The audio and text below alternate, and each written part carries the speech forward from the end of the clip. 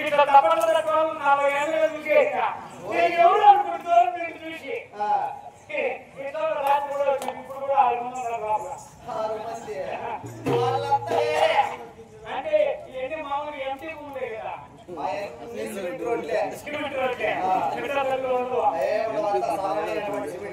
అందుకే చూస్తానంటే అయినా అమ్మాలన్నా అయ్యారా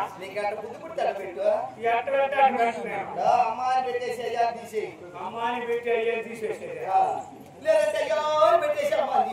అట్లా పెట్టి అమ్మాయిని పేరు పెట్టి అయ్యాన్ని పేరు తీసేయమంటావు అయినా నువ్వు ఎక్కడి నుంచి వచ్చావు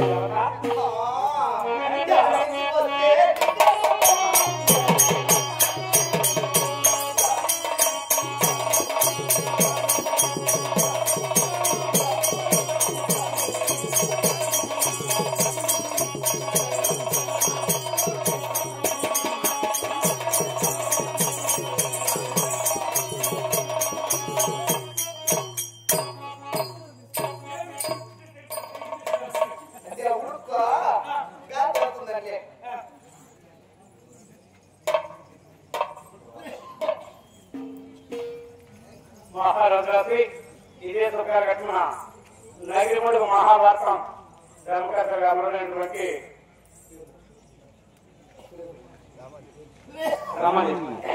రామాజీ గారు మేము అక్కడ కూడా ప్రార్థన చేస్తాం నగిరిముడుగు అక్కడ కూడా ప్రార్థన చేస్తాం మరి రామాజీ గారు కార్యక్రమానికి మమ్మల్ని ఇరువురిని మా శిష్యుడిని నన్ను ఆశీర్వదించి 100 రూపాయలు సమర్పించారు మరి వారికి వారి కుటుంబానికి చూపిస్తున్న వరంగల్ మాత అశ్వైశ్వర్య భగవాన్ సర్వదా రచింది కాక అదేవిధంగా మహాభారతం ధర్మకర్తలుగా అమరైనటువంటి 2 వంశ సుధాకరులుగా అమరైనటువంటి మదన్మోహన్ రెడ్డి గారు ఈ యొక్క ఆయన ఇల్లు పెట్టుకుని అయినా చెప్తారు సర్వోది చేస్తారు మీరు మీతో పెట్టుకుంటే దగ్గర వారు కూడా గత 22 సంవత్సరాలుగా ఈ మహాభారత యజ్ఞానికి ముందుండి కష్టం చేత తన నష్టం కాయ కష్టం చేత ఈ మహాభారత యజ్ఞాన్ని నడిపిస్తున్నారు. మరి ఈ మహాభారత యజ్ఞం ఇంకా 2 రోజులు మాత్రమే ఉంది. మీ అందరికీ తెలిసిన విషయమే. ప్రతి ఒక్కరు కాను మీడియాచిన వారు కూడా ఇచ్చేసేయండి. ఇలాంటి కార్యక్రమాలు ముందు జరుపుకోవాలంటే మన అందరూ సహాయం అవసరం. ప్రతి ఒక్కరూ సహకరించి ఈ కార్యక్రమాలు చేపట్టించవలసిందిగా కోరుతున్నాం. అదేవిధంగా కళామంత్రి నన్ను 100 రూపాయలు బహుకరించారు. అదేవిధంగా పీడీఆర్ ఆర్టీసీ డిపోలో వర్క్ చేస్తున్నటువంటి పీడీఆర్ మహాభారతానికి ధర్మకర్తగా అమరబడి ఎల్ఐ గారు మరి ఆర్టీసీలో మేనేజర్ గా పనిచేస్తున్నారు. వారు కూడా కళామంత్రి నన్ను 100 రూపాయలు బహుకరించారు. వారికి వారి కుటుంబానికి శ్రీకృష్ణ వరంగల్ ద్రౌపదమాత అశ్వైశ్వర్య భోగవాక్యం ఇచ్చి సర్వదా రచించుగాక.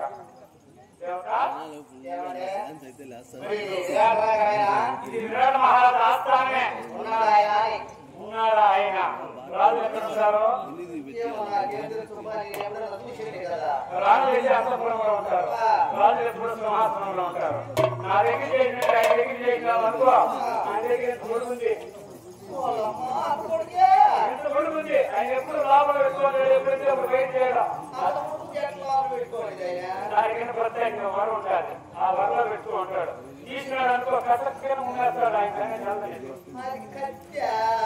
కన్ను ఎవరైనా ఒక్కరే ఇట్లా కొడతారు. నువ్వు 2 గంటలు కొడతావు అంటే ఇది మామూలు విషయం కాదు కదా. నా దగ్గర చేసినట్టు చేయకుండా వినయంగా నమస్కరించాలి. మహారాజు దగ్గర చేసినప్పుడు మామూలుగా నమస్కారం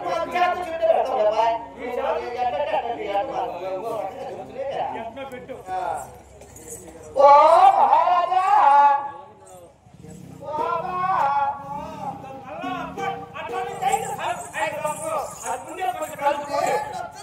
అది బెదిరింది అనుకో.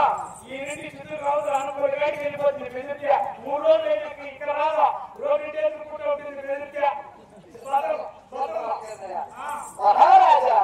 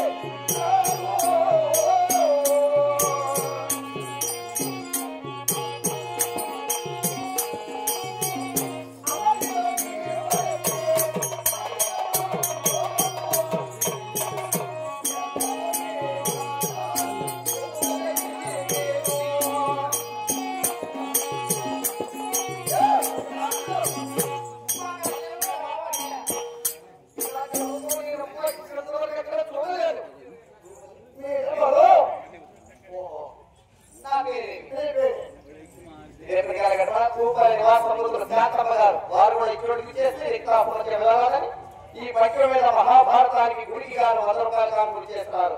అటు వారికి శ్రీమన్నారాయణుడు ఆదిరేశ్వరైనటువంటి ద్రౌపది మాత ఎల్లవేళ తలగత్వం అని చెప్పి మరి కోరుకుంటున్నారు. ప్రేక్షకులందరికీ కూడా ముఖ్యంగా మన ఇంట్లో ఒక పండగ చేయాలంటే ఎంత ఖర్చు వస్తుందో ప్రతి ఒక్కరికి తెలిసినటువంటి విషయమే. ఒక శనివారం వస్తేనే పూలు అంట టెంకాయ అంట మరి ఎంత ఖర్చు వస్తుంది? కనీసం అంటే ఒక 500 వస్తుంది శనివారం వస్తేనే. అటువంటిది ఒక పండగ వస్తే ఎంత వస్తుంది? దాదాపు అంటే 2000 3000 లేదే పండగ కాదు. దేవుని పటాల వరకు దేవుని వరకే పూజ వరకే. అటువంటిది ఒక యజ్ఞం చేయాలంటే ఎంత ఖర్చు వస్తుంది? ప్రతినిత్యం కూడా 10,000 రూపాయలు ఇక్కడ ఖర్చు ఉన్నది.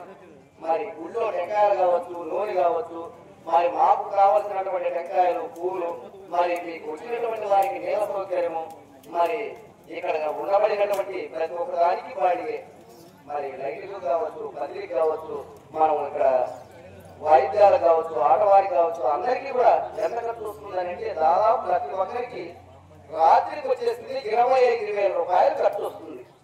ఇవన్నీ లెక్క పెట్టుకుంటే 25,000 30,000 రూపాయల దాకా ఖర్చు వస్తుంది. అట్లా 30,000 అంటే మరి నెల రోజులు ఖర్చు అవుతుంది. ప్రతి ఒక్కరు కూడా ఆలోచన చేయాలి. ఇది రూపాయి 10 రూపాయలతో అయ్యేటటువంటి విషయం కాదు ఒక యజ్ఞం అంటే. కాబట్టి మనకు తోచినటువంటి ధన సహాయాన్ని యజ్ఞంలో పూర్వం మహారాజులు చేసేటటువంటి వారు ఒక యజ్ఞాన్ని ఇప్పుడు యజ్ఞాలు చేయడం చాలా అరుదైపోయింది. అందుకే వర్షములు పడుట గాని ధర్మము నశించుడు గాని జరుగుతున్నది. కాబట్టి ధర్మం మళ్ళా 4 పాదాల మీద నడవకపోయినా ఒంటి పాదం మీద అయినా సక్రమంగా నడచాలంటే ఇటువంటి యజ్ఞయాగాదులు జరగాలి. ఇటువంటి యజ్ఞయాగాదులు జరగాలంటే 10 మంది 10 చేతులు వేస్తేనే ఒక యజ్ఞం జరుగుతుంది. కాబట్టి 10 మంది కూడా యజ్ఞంలో సమిధులుగా మారి 10 మంది 10 చేతులు వేస్తూ ఎంత ఇయ్యాలని చెప్పినే కండిషన్ ఏం లేదు కదా. మనకు తోచినంత 100 కావచ్చు, 200 కావచ్చు, 500 కావచ్చు. మనకు భగవంతుడు ఎంత బుద్ధి పుట్టిస్తే అంత అమ్మవారి గుడికి ధన సహాయం చేసి ఇంకా బుధవారంతో పంచవేద మహాభారతం మరి ఆఖరి కానున్నది. కాబట్టి ప్రతి ఒక్కరు కూడా